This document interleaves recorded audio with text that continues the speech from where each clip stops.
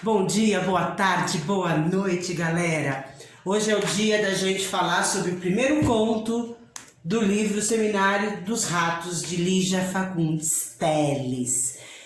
É um livro de 14 contos, leitura obrigatória da Unicamp para este ano. Então, vamos aqui falar do primeiro conto, que é o conto que chama As Formigas. Bom, eu vou fazer um apanhado geral aqui do livro, do resumo, mas o livro é o seguinte, basicamente, são duas primas, são duas garotas universitárias, uma faz direito, a outra faz medicina, e em função ali do poder aquisitivo delas, elas acabam alugando um quarto de um sobrado extremamente sinistro, um sobrado velho, sujo, onde a dona também é um pouco grotesca, senhora, enfim. Elas alugam esse quarto, que é o que elas podem pagar, e é um sótão, fica no sótão o quarto delas. Elas percebem ali que o quarto também não é lá muito limpo, não é lá tão branquinho e clarinho, mas o que há ali de interessante é que a dona da pensão diz a ela, a que faz medicina, que ali havia uma caixinha, uma pequena caixa, um caixotinho, com ossos, deixado pelo anterior morador do quarto. Aí a estudante de medicina, nossa, né, vai lá e pega o caixotinho, abre e fala, nossa, mas são ossos de criança? Aí a dona da pensão fala, não, é de um anão.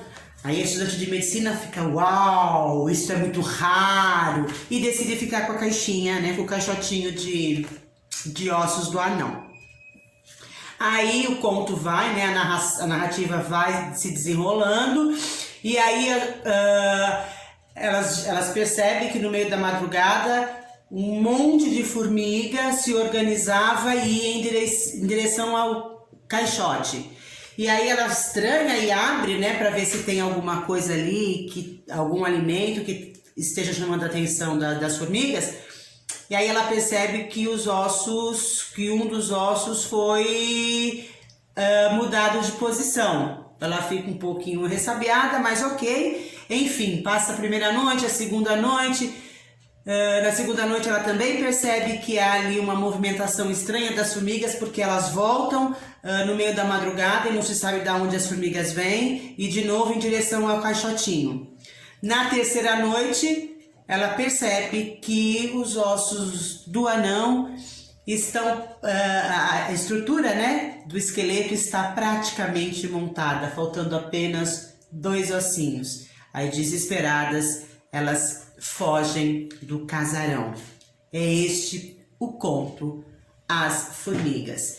Então vamos fazer uma análise aqui. Eu fiz umas anotações para não esquecer absolutamente nada. Então vamos lá. O tema do conto, vocês devem ter percebido que ele é insólito, é surreal, é inverossímil, né? Como é que as formigas teriam capacidade, condição de montar um esqueleto. Então é um conto fantástico, que é uma das linhas aí da Lígia, tá bom? Então ele vai usar muita imaginação, muita fantasia. Como é que é o conto? Como é que é a estrutura do conto, né? Fantástico. Ele começa com uma história banal, normal, e aí o desenrolar do conto, o desenrolar da narrativa vai trazendo aqui elementos que deixam o leitor, opa, algo vai acontecer. E aí vai levando o leitor para esta linha de suspense, de excitação, tá bom? Então vamos lá. O conto é narrado em primeira pessoa, quem narra o conto é a estudante de direito, né, que tem a prima que está com ela, que é a de medicina. As duas são protagonistas da história. Antagonista, será que há antagonista nessa história? Sim, se alguém chutou formigas, as formigas acertou em cheio. As formigas são as antagonistas dessa história. Por que elas são antagonistas? Porque primeiro ali elas não causam espanto nenhum, tá tudo bem, de repente elas começam a montar o esqueleto. E qual é a intenção das formigas, se a gente for analisar aí melhor o conto? Talvez a intenção das formigas, além de montar o esqueleto, é assustar as moradoras daquele quarto e expulsá-las de lá, certo? Então elas têm aí uma ação antagonista. Personagens secundários é a dona da pensão e um gato que ela tem, né? O tempo cronológico do conto são 3 noites, porque no decorrer da narrativa a gente vai percebendo que tudo acontece à noite e o espaço é exatamente o quarto. Apesar de ter ações externas, mas só algumas, a gente percebe que houve algo fora, mas tudo acontece dentro deste pequeno quarto. Então esse espaço aí tá sempre fechado, as moças estão sempre ali, né? São sempre as duas conversando entre si, tá bom? Bom, o que a gente tem que levar em consideração aqui? Logo ali nas primeiras linhas, a gente vai encontrar uma intertextualidade, que é quando ele diz o seguinte, a dona era uma velha balofa, de peruca mais negra do que a asa da graúna. Essa passagem aqui, mais negra do que a asa da graúna, é uma referência ao romance Iracema, de José de Alencar, aonde ele diz: Iracema, a virgem dos lábios de mel, que tinha cabelos mais negros do que a asa da graúna. Certo, galerinha? Então, como eu disse ali, por ser um conto fantástico, a narrativa vai levando a gente, o leitor, por uma coisa de suspense. E isso vai estar ali claro quando descreve o sobrado, descreve a dona da pensão, como eu acabei de falar agora, e descreve aquele quarto fechado, como é que é o quarto fechado. Então a gente vai ver ali a descrição da dona da pensão, a gente já viu. Aí, ó, a letra era escura, atulhada de móveis velhos, desaparelhados, no sofá de palhinha furada no assento, 2 almofadas que pareciam ter sido feitas com os restos de um antigo vestido, os bordados salpicados de vitrilho. O quarto não podia ser menor, com o teto em declive tão acentuado que nesse trecho teríamos que entrar de gatinhas. 2 camas, 2 armários e uma cadeira de palhinha pintada de dourado. No ângulo onde o teto quase se encontrava com o assoalho, estava o caixotinho, coberto com um pedaço de plástico. É raro a beça esqueleto de anão. O quarto ficou mais alegre. Em compensação, agora, a gente podia ver que a roupa de cama não era tão alva assim. De onde vem esse cheiro? Perguntei farejando. Você não está sentindo este cheiro meio ardido? É de bolor. A casa inteira cheira assim, ela disse. Então, o fantástico aí vai se concretizando principalmente com o aparecer das formigas alinhadas e que montam o esqueleto. Vamos ver a passagem do livro? Levantei e dei com as formigas pequenas e ruivas que entravam em trilha espessa pela fresta debaixo da porta. Atravessavam o quarto, subiam pela parede do caixotinho de ossos e desembocavam lá dentro, disciplinadas como um exército em marcha exemplar. Mais uma passagem. Não tinha nenhuma quando chegamos. Fui ver o caixotinho, todas se trançando lá dentro. Lógico, mas não foi só isso que quase me fez cair para trás. Tem uma coisa mais grave, é que os ossos estão mesmo mudando de posição. Aí o fantástico vai se encontrando, inclusive, nesses conjuntos, né, dos elementos que a narrativa, que a autora vai usando na narrativa, e a incerteza do acontecimento, porque, né, como é que a formiguinha pode montar um esqueleto, meu Deus do céu, não é? Então, essa incerteza que vai dar essa característica de fantástico no conto. Olha aqui mais uma passagem. Estão mesmo montando ele. E rapidamente, entende? O esqueleto já está inteiro. Só falta o fermo e os ossinhos na mão esquerda.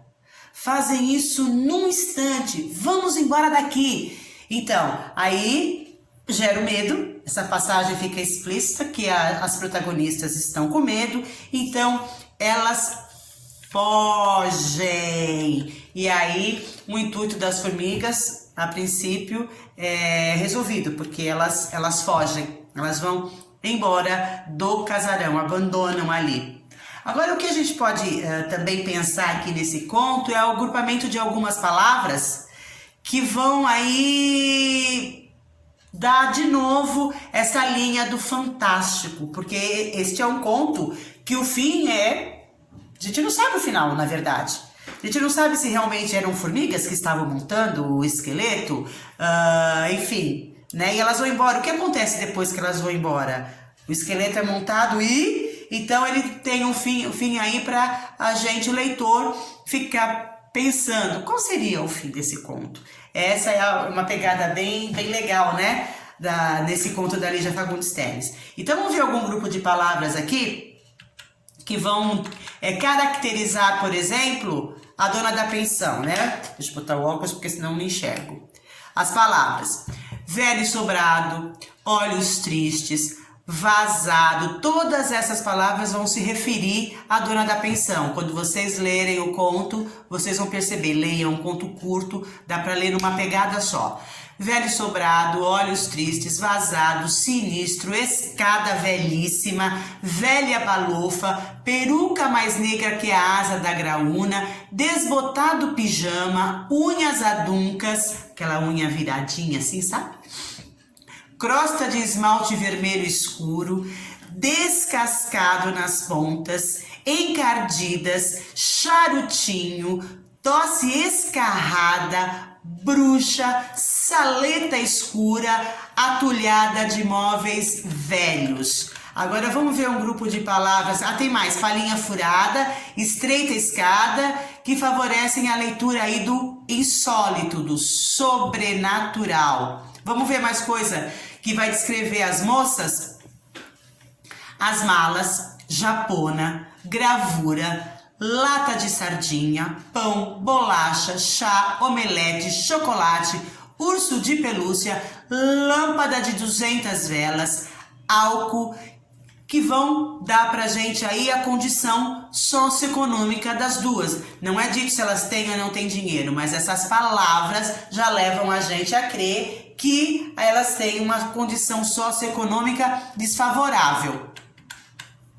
Olha o que vai descrever as formigas: ruivas, pequenas, compactas, rápidas, inúmeras, disciplinadas, levava as mãos à cabeça, personificação aqui, né? Sacudia a cabeça, cheiro ardido, trilha sodeída, trilha espessa, e aí, neste caso aqui, favorece a gente a um insólito. Por quê? Porque aí dão personificação, personificam as formigas, né? Dão características humanas às formigas.